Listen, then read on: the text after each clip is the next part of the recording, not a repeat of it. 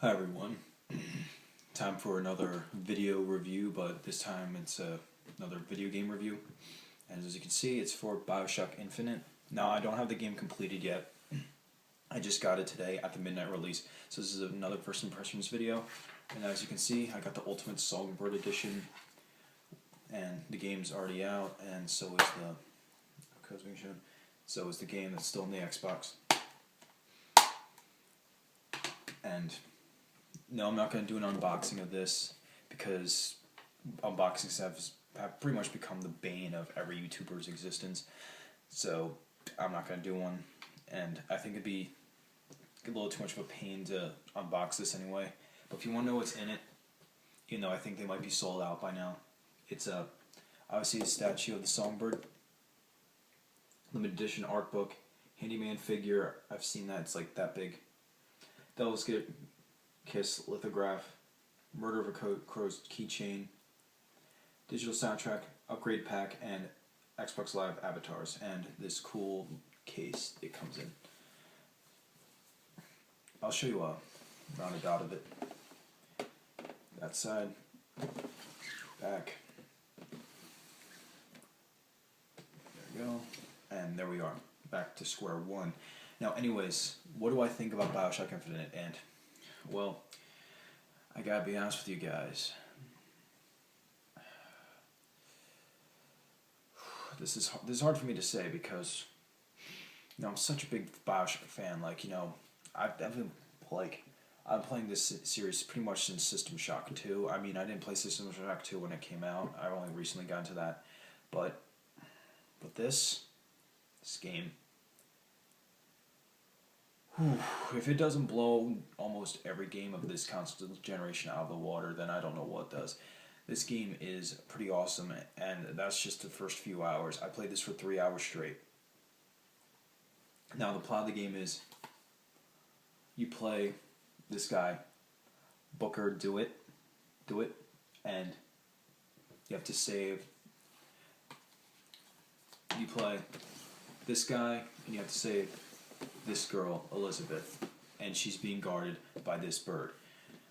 And it may sound like a simple plot, but the way they go about it, especially in the beginning of the game, from what I played at least, it's really, really cool. Like, it's not dark. It's not, since it doesn't take place underwater in Rapture, it takes place in the sky in Colombia. And everything is just so creepy. It's creepy in a different way. It's just subtly creepy. It's not like the original Bioshocks where it's just like, it's dark so it's very creepy, but this one has a certain way of making it creepier. And I have to say, mad props. This game is fantastic at the start. And I refused to watch any reviews or any other videos other than that one 15-minute clip of the gameplay because I didn't want anything spoiled. Now, I'm not sure if this ties into the other Bioshock games. I mean, there are light references to it, like the Circus of Value for anyone who's played the Bioshock games. That's technically in it. It's the same voice when you go to like a vending machine. There's also, gameplay similarities, obviously. Some like enemy similarities. Like there's no longer the big daddies. There's the bird, which I'm not sure if there's more than one of the bird. I think there's only one. And then there's the handyman, which are these big guys. And there's also a choice system in the game similar to the first two, but it's not like you're sacrificing a girl. It's like you pick either you're gonna do this thing or this thing, more like how RPGs do it, as opposed to just picking whether or not this one person lives or dies. You gotta choose whether or not you want to do something this way or this way. It's really cool. Like at the beginning of the game, you have to choose whether or not you're gonna hit this one mixed race couple with a baseball or you hit the guy with it. I'm not sure how it turns out in both ways, but I know in the one way, it's really cool the way it's done. And in this one, you see the lead character's face kind of only in reflection, even though they show you it on the cover. And he actually talks in this one, whereas opposed to like the first two. In the first one, he talked lightly, but In this one, he's way more talkative, and I like it more for that. Because he's actually he has a good personality. You don't have to have a silent hero in every game. And some people may think this isn't a horror game. It is a horror game still. I mean, it's not as, I mean, it's like I said, it's not in the dark environment that Rapture. It's all out in the open, but the way, like, I find it creepier because since it's all bright and colorful, you're not expecting it to be as creepy as it is. So you kind of are taken away from it. And this game's gameplay, I'm going to get into the gameplay. It's brilliant. It's pretty much almost the same Bioshock gameplay, but the controls are a little bit different. A is now jump instead of Y. Y is actually your melee attack, which that grappling hook you used to, when you saw in the previews, when you to grab onto the rails and slide around, that's also used as a weapon. That's your melee weapon, and if you do it a certain way, you can like get to do like a really cool like instant kill, pretty much, where the one is like you crack the neck or it's like you ram it in. The game's very bloody too, and I like that. And yeah, the gameplay is awesome. I only have the pistol and the machine gun, which are satisfying to use. And it's really cool in the beginning. You get a feel for how the experiments work, like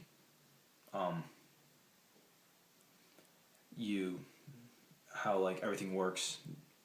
There are like these mini games you play to shoot the guns and all that, and then you use like the magic in one of them. Yeah, it's really cool. You actually get your magic. I think it was about like a half hour into the game, but like the beginning of the game, there's like no like I think within the first hour you're not killing anybody. But that's because I took like with games like this, I like to take my time, explore everything, see what I can find. I feel, excuse me, I get more of an rewarding experience out of that as opposed to just walking, as opposed to just going from A to B. You want to walk around and explore, see what you can find. You can find like little magic vials that you can like either upgrade your health, salt, which is your magic, and your shield. Yes, you do have a rechargeable shield, but you still do. But I'm playing it on the harder difficulty, so I'm not sure how it is on the easier modes.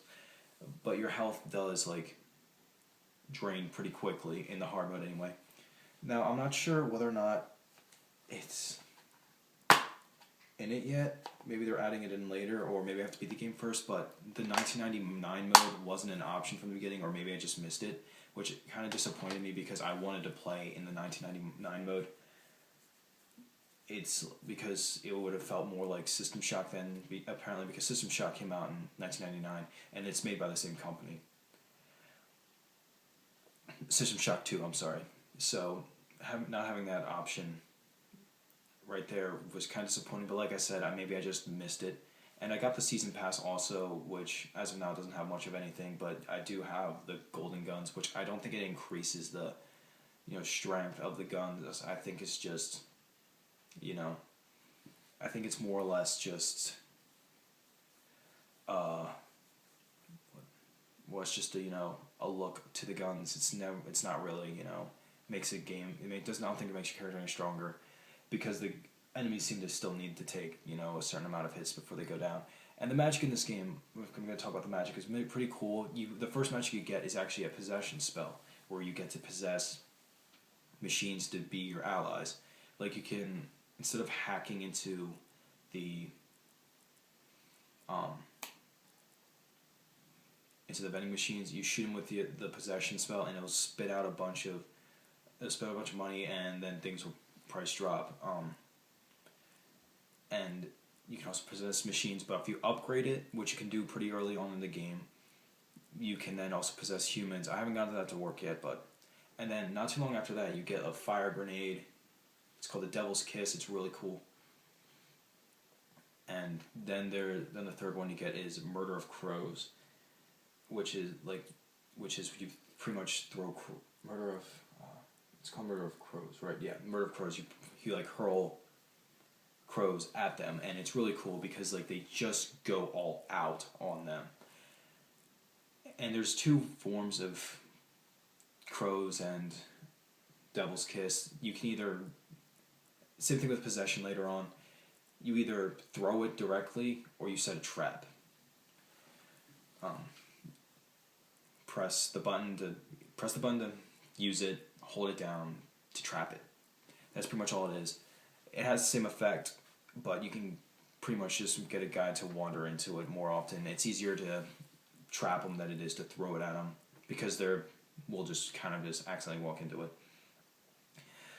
But oh man, the game, like I said, I'm only a few hours in and I'm head over heels in love with this thing.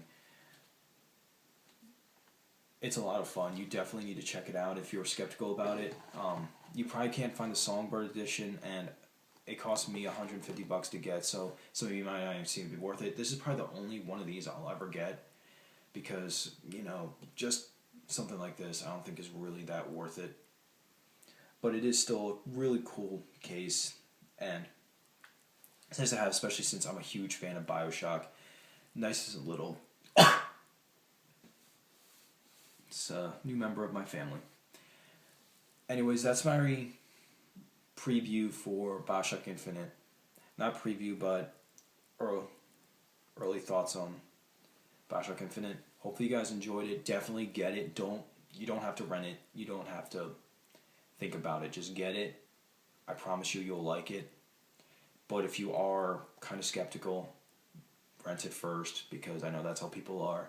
But I'm just letting you know, I'm having a blast with it, even though I will say it is more action-oriented than the other ones, and you do get more ammo than the other ones.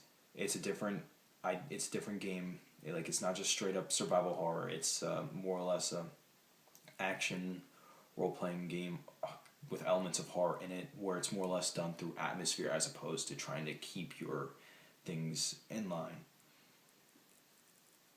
Also, I can't believe I left this out. The voice acting is incredible in this, even though some of the characters don't seem to have the voices of how they should have sounded back then. Especially with him, he sounds too modern, or that could be just that I've listened to too much old radio and watched too much Leave It to Beaver in order for me to think that anyone else had a voice other than how I perceive it to sound. Kind of everyone sounds like this. That's kind of how I picture everyone sounding back then. But anyways, definitely check this game out. As they say, bring us the girl, we wipe away the debt. I had to read that because I couldn't remember it properly. Anyways, that's my early thoughts on Bioshock Infinite. Definitely give it a look. Trust me. Take care.